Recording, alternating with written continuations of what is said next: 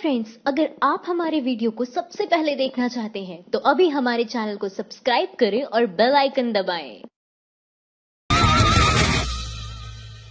Hello दोस्तों, एक बार फिर अमेठी से हारेंगी स्मृति ईरानी, राहुल गांधी को मिलेगी बड़ी जीत। भारत की कपड़ा मंत्री स्मृति ईरानी अमेठी हार रही है, ऐसा दावा है एबीपी न्यूज द्वारा किए गए एबीपी न्यूज नीलसन सर्वे का, जिसमें साफ कहा गया है कि अमेठी सीट से दूसरी बार बीजेपी की उम्मीदवार बनी स्मृति ईरानी हारती दिख रही है। सर्वे का दावा है कि इस सीट पर राहुल गांधी को जीत मिल सकती है। दरअसल अमेठी लोकसभा सीट से कांग्रेस अध्यक्ष राहुल गांधी साल 2004 से जीतते आ रहे हैं। इस सीट पर पिछली बार आम आदमी पार्टी की तरफ से लोकप्रिय कवि कुमार विश्वास ने चुनाव लड़ा था और चौथे नंबर पर आए थे। वहीं स्मृति ईरानी को राहुल ने करीब 1 लाख से ज्यादा मतों से हराया था। इस बार स्मृति का हौसला बुलंद है। उनका कहना है कि उन्होंने अमेठी में काम किया, वहां लोग उन्हें अपनी बेटी मानते हैं। ऐसे में उन्हें उम्मीद है कि वो इस बार राहुल गांधी को हरा पाएंगी, मगर सर्वे को देख ऐसा लगता नहीं है। बता दें कि एबीपी न्यूज नीलसन ने यूपी की सभी 80 सीटों पर सर्वे किया है। इस सर्वे के मुताबिक यूपी की 80 सीटों में से 36 सीटों पर बीजेपी, 2 सीटों पर कांग्रेस और 42 सीटों पर गठबंधन को जीत हासिल हो सकती है। यूपी की 80 में से 10 सीटों पर हार जीत का अंतर बहुत कम रह सकता है। पूर्वांचल की 3 सीटों पर, अवध की 6 सीटों पर और पश्चिमी उत्तर प्रदेश की 1 सीट पर कांटे की टक्कर रह सकती है। हेलो दोस्तों, मोदी की फिल्म पर भड़की ममता, बोली आज तक देश के लिए क्या किया है जो उनकी फिल्म देखी जाए। अभिनेता विवेक ओबरॉय प्रधानमंत्री नरेंद्र मोदी पर बनी बायोपिक फिल्म लेकर आ रहे हैं। इस फिल्म में विवेक मोदी की भूमिका निभाते दिखेंगे। फिल्म की रिलीज डेट बदलकर 12 अप्रैल को टाल दी गई है। इस फिल्म को प्रोपेगेंडा फिल्म समझा जा रहा है। फिल्म को कई विरोध सहने पड़े, लेकिन अत्यंत चुनाव आयोग ने फिल्म को हरी झंडी दिखाई। लोकसभा चुनाव से 1 महीने पहले मोदी पर बनी ये मूवी अब रिलीज होने जा रही है। बंगाल की मुख्यमंत्री ममता बनर्जी ने मूवी से आपत्ति जताई है। कुछ बिहार में जनता को संबोधित करने के दौरान उन्होंने कहा कि मोदी ने ऐसा क्या किया है जो उन पर फिल्म बन रही है। उन्होंने कहा, लोग आप पर बनी फिल्म क्यों देखें? अगर लोगों को फिल्म देखनी है तो वो गांधी जी, अम्बेडकर जी पर बनी फिल्म देखेंगे, मोदी पर क्यों? उन्होंने भारत के लिए क्या योगदान दिया है? बंगाल में 2019 लोकसभा चुनाव के लिए मतदान 5 भागों में होगा। 17, 24, 30 अप्रैल के बाद 7, 12 मई को वोट डाले जाएंगे। हेलो दोस्तों, मोदी की सेना कहने पर ईसी ने भेजा योगी को नोटिस। पत्रकार बोले, होगा कुछ नहीं, चुनाव आयोग पर यकीन रखिए। चलिए जानते हैं आज के वीडियो के जरिए इसी के बारे में विशद में। गुजरात विधानसभा चुनाव सहित देश के विभिन्न राज्यों में संपन्न चुनावों में इलेक्शन कमीशन की कार्यशैली पर अक्सर उंगलियां उठती रही है। अरविंद केजरीवाल, ममता बनर्जी सहित दूसरे कई नेता तो आयोग की निष्पक्षता को खुली चुनौती देते रहे हैं और चुनाव आयोग को कई बार मोदी आयोग की भी संज्ञा देते रहे हैं। इसी प्रकार चुनाव आयोग की अपनी निष्पक्षता साबित करने के लिए एक बार फिर चुनौती दी जा रही है। भारतीय सेना को मोदी जी की सेना कहने के बाद चुनाव आयोग ने सीएम योगी आदित्यनाथ को नोटिस जारी कर जवाब मांगा है। इस नोटिस के बाद देश के कई वरिष्ठ पत्रकारों ने चुनाव आयोग को निष्पक्षता पर सवाल उठाए हैं। इस मामले पर एनडीटीवी इंडिया के पत्रकार और विदेशी मामलों के जानकार उमा शंकर सिंह ने व्यंग करते हुए कहा, होगा कुछ नहीं, चुनाव आयोग पर यकीन रखिए। उमा शंकर सिंह के इस ट्वीट के बाद कई पत्रकारों और लोगों ने काफी रोचक टिप्पणी की है। आपको बताते चले कि गाजियाबाद में चुनाव प्रचार के दौरान सीएम योगी आदित्यनाथ ने देश की सेना को मोदी जी की सेना कहा था, जिसके बाद पूर्व सेनाध्यक्ष जनरल बीके सिंह ने इसे देशद्रोह करार दिया था। वहीं चुनाव आयोग ने सीएम योगी से 5 अप्रैल तक जवाब मांगा है। हेलो दोस्तों, न्याय योजना पर कैलाश विजयवर्गीय ने मांगा एडवांस तो कांग्रेस नेता बोले पहले 15 लाख दीजिए।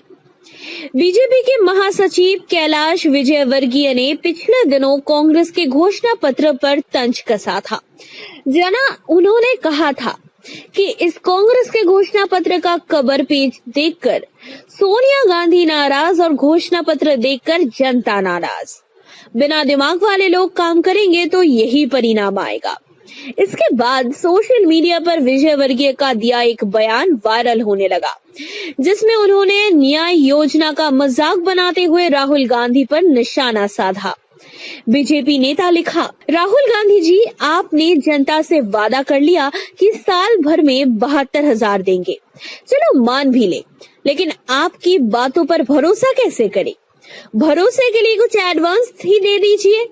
जनधन योजना के तहत हमने खाते तो खुलवा ही लिए हैं। इस बयान पर झारखंड कांग्रेस सोशल मीडिया के स्टेट कोऑर्डिनेटर मयूर शंकर झा ने सोशल मीडिया पर बीजेपी नेता के बयान की तस्वीर शेयर करते हुए लिखा, जी मेरा 15 लाख बकाया है, थोड़ी परेशानी में था, 1 लाख ही भिजवा देते। हेलो दोस्तों, टीवी के बाद अब गूगल पर विज्ञापन देने में बीजेपी टॉप पर। 1 महीने में प्रचार पर फूके 1.21 करोड़ रुपए। चलिए जानते हैं आज के वीडियो में इसी के बारे में। प्रधानमंत्री मोदी समेत कई नेताओं को ये शिकायत रहती है कि मीडिया का एक वर्ग उन्हें गाली यानी कि उनकी आलोचना करते हैं। मीडिया सरकार की उपलब्धि नहीं बताती है। अब सवाल ये उठता है कि ऐसा करने की जरूरत क्या है, जब बीजेपी पहले से ही विज्ञापनों पर हजार करोड़ फूंक रही हो। ऐसे में उसे मीडिया की तारीफ की जरूरत ही क्या रह जाती है। अब गूगल ने अपनी एक ट्रांसपेरेंसी रिपोर्ट में चौंकाने वाली बात कही है, जिसे देख लगता है कि बीजेपी ने यहाँ पर भी प्रचार करने की कोई कसर नहीं छोड़ी है। गूगल ने जानकारी देते हुए बताया है कि राजनीतिक दलों के विज्ञापनों में अकेले 33% हिस्सा बीजेपी का है। गूगल की इंडियन ट्रांसपेरेंसी रिपोर्ट की माने तो बीजेपी ने 19 फरवरी से लेकर अब तक करीब 1.25 करोड़ रुपए गूगल पर एड देने में खर्च किए हैं। इस रिपोर्ट में गूगल ने बताया है कि किसने उसे सबसे ज्यादा एड दी है और उस पर कितने खर्च किए हैं। गूगल का कहना है कि ये रिपोर्ट देने का मतलब राजनीतिक प्रचारों पर पारदर्शिता पेश करना है। गूगल का कहना है इस रिपोर्ट में लोकसभा चुनाव में पार्टियों, उम्मीदवार और मौजूदा सांसदों की ओर से चलाए जाने वाले प्रचारों की जानकारी होनी चाहिए। बीजेपी ने सबसे ज्यादा यानी कि कुल 554 विज्ञापन दिए हैं। वहीं गूगल पर प्रचार करने के मामले में कांग्रेस क्षेत्रीय दलों से भी पीछे है। बीजेपी ने गूगल से जुड़े यूट्यूब जैसे प्लेटफॉर्म पर विज्ञापन में कुल 1,21,48,600 रुपए खर्च किए हैं। वहीं कांग्रेस की बात करें तो उसने महज 54,000 रुपए ही खर्च किए हैं, जबकि क्षेत्रीय दलों में सबसे आगे आंध्र प्रदेश की 2 बड़े दलें हैं, जिनमें चंद्रबाबू नायडू की टीडीपी और YSR कांग्रेस है। चंद्रबाबू नायडू ने 2 अलग-अलग स्रोतों के जरिए विज्ञापन कर 1,48,69,100 रुपए खर्च किए हैं। वहीं नायडू ने दूसरी फर्म के जरिए, जिसका नाम प्रमन्या स्ट्रेटेजी कंसल्टिंग, 85.25 लाख और डिजिटेंट कंसल्टिंग के जरिए 63.43 लाख रुपए खर्च किए हैं। मोहन रेड्डी की पार्टी YSR कांग्रेस गूगल पर एड देने के मामले में दूसरे नंबर पर है। YSR कांग्रेस ने गूगल पर 1,43,00,000 रुपए खर्च किए हैं। इससे पहले टीवी पर विज्ञापन देने के मामले में बीजेपी ने टॉप किया था। पिछले साल नवंबर में आई ब्रॉडकास्ट ऑडियंस रिसर्च काउंसिलिंग के आंकड़ों में